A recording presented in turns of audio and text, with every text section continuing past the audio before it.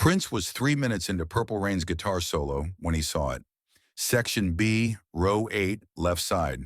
A kid in a purple Minnesota Vikings jacket, maybe 17, 18 years old, standing completely still while 2,800 people crushed around him in First Avenue's legendary main room. Arms down, eyes closed. Not singing, not swaying, not participating in the religious experience that Purple Rain had become for everyone else in that packed Minneapolis club. The body language of someone who'd already given up. Prince's fingers froze on the neck of his purple Telecaster. The sustaining note he'd been holding suddenly cut to silence. The Revolution kept playing for exactly 4 beats. Wendy's rhythm guitar, Lisa's keyboards, Bobby Z's drums, Brown Mark's bass, before they realized their leader had stopped. The music died like a radio being switched off. 2,800 people went from euphoric singing to confused silence in the span of 2 seconds. Prince walked to the front microphone, still holding his guitar, purple ruffled shirt soaked with sweat despite being only halfway through the show. His voice cut through the sudden quiet with surgical precision. Security, Section B, row 8, kid in the Vikings jacket. Get him out now. The spotlight followed Prince's gaze into the crowd. Security didn't question it. They learned to trust Prince's instincts about everything, especially when his voice carried that particular tone of urgency mixed with concern. 3 guards moved through the crowd like water finding cracks in stone. The audience parted, confused murmurs rippling through the venue. This wasn't how Purple Rain worked. This wasn't how any Prince concert worked. You didn't stop Purple Rain. Purple Rain was sacred. Purple Rain was the moment when 2,800 individual people became one collective soul crying out for transcendence. But Prince had stopped it. The guards reached Section B, found the kid exactly where Prince had pointed. Purple Vikings jacket, shoulder-length brown hair, mixed-race features, completely motionless as the crowd had pressed against him from all sides. He didn't resist when they grabbed him, didn't protest, just went limp as they pulled him toward the exit. Like he'd been expecting this. Like he'd been waiting for someone to remove him from a situation he couldn't handle. Prince watched until the kid disappeared through First Avenue's back exit. Then he turned back to his guitar, adjusted his microphone, and said to the crowd, "Sometimes you have to stop the music to save the music." From the top. The Revolution kicked back into Purple Rain's opening chords. The crowd erupted, understanding somehow that they'd witnessed something important, even if they couldn't name what it was. Prince sang every word perfectly, played every note with precision, but his mind wasn't fully in the song anymore. His mind was on Section B, row 8, and the recognition that had hit him like physical impact. The show continued for another 90 minutes. Prince performed every song flawlessly. Sign of the Times, Housequake, If I Was Your Girlfriend, You Got the Look. The Revolution was tight, professional, magical. The crowd left that night knowing they'd experienced something transcendent. But between every song, during every brief pause, Prince thought about the kid in the Vikings jacket. After the encore, after the final bow, Prince walked off stage and immediately grabbed Jerome Benton, his security chief. "The kid from Section B, where is he?" "Paramedic station. EMTs checked him out, gave him some water. He's okay physically, but..." Jerome paused. "Something's wrong, Prince. Kid won't talk, won't look at anyone. Just sitting there staring at nothing." "I want to see him." Jerome looked surprised. "Prince, you've got the radio interviews. Then the label people want to cancel them. I want to see the kid from Section B." Prince walked through First Avenue's backstage area, still in his stage clothes. Purple ruffled shirt, black pants, heeled boots that clicked against the concrete floor. The paramedic station was a converted storage room with a couple of folding chairs and a first aid kit. The kid sat on a metal chair, head in his hands, a cup of untouched water beside him. He looked up when Prince walked in. His eyes widened with the shock of seeing an icon up close. But the deadness Prince had spotted from the stage was still there, just temporarily covered by surprise. "Holy shit, Prince." "Yeah," Prince said, pulling up another folding chair. "That's me. What's your name?" The kid hesitated. Marcus Johnson." "Marcus, you okay?" "I'm fine. I don't know why they pulled me out. I was just watching the show. Prince looked at him, really looked at him, saw what he'd seen from the stage, the emptiness in the eyes, the slumped shoulders, the energy of someone who'd already checked out of life, even while his body was still going through the motions. Marcus, I'm going to ask you something, and I need you to tell me the truth. Did you come to this concert planning to die? Marcus's face went white. The mask slipped completely. What? No, because I saw you, Prince interrupted gently. I saw how you were standing in that crowd, arms down, not protecting yourself, not moving, just letting people press against you. I know that look, Marcus. I've seen it in mirrors. Marcus stared at Prince for a long moment. Then slowly the wall broke. His face crumpled, and 20 minutes of buried truth came pouring out. His parents were getting divorced. Vicious, ugly divorce where they used Marcus as ammunition against each other. His girlfriend had broken up with him 3 months ago, said dating him was too complicated because he was mixed race and her parents didn't approve. His best friend had moved to California over the summer. School was hell. Constant comments about his skin color, his hair, his clothes, always too black for the white kids and too white for the black kids. And underneath all of it was a deeper pain Marcus couldn't even name.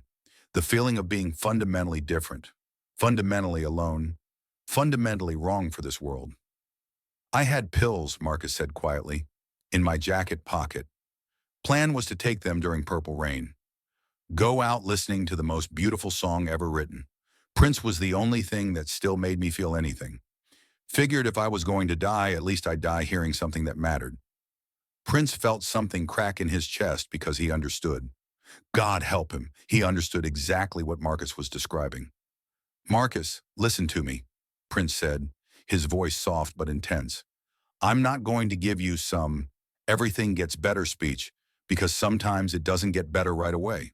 Sometimes it gets worse before it gets better. Marcus looked shocked that Prince wasn't offering empty platitudes. You want to know the truth? I'm famous, successful, got money, got respect, and I still wake up some mornings wanting to disappear. The loneliness of being different, of seeing the world in ways other people don't understand. That doesn't go away just because people buy your albums. Prince stood up, paced the small room. But here's what I learned. The pain you're feeling right now, the isolation, the feeling like you don't fit anywhere, that's temporary. I know it doesn't feel temporary. It feels permanent, like it'll never end. But it will change. The divorce will settle. You'll meet people who understand you. You'll find your tribe. All of that is solvable. He turned back to Marcus. You know what's not solvable? Being dead. Taking pills during Purple Rain doesn't stop the pain. It stops everything. Every good day you'll ever have, every person you'll ever love, every moment of actual connection and understanding. You'd be trading temporary pain for permanent nothing. Prince sat back down, looked Marcus directly in the eyes. I stopped the concert for you tonight. You know why? Because I saw myself at 17. Same deadness, same giving up. And if someone hadn't stopped the music for me back then, I wouldn't be here. Someone stopped the music for you? Prince nodded. My father. Found me passed out in our basement with an empty bottle and a note. Dragged me upstairs, made me throw up, sat with me all night talking about music, about purpose, about how pain can become art if you survive long enough to transform it. Prince reached into his pocket, pulled out a chain with a small purple symbol pendant, the same symbol he'd started using to represent his name and his spiritual beliefs. I want you to keep this, he said, handing it to Marcus.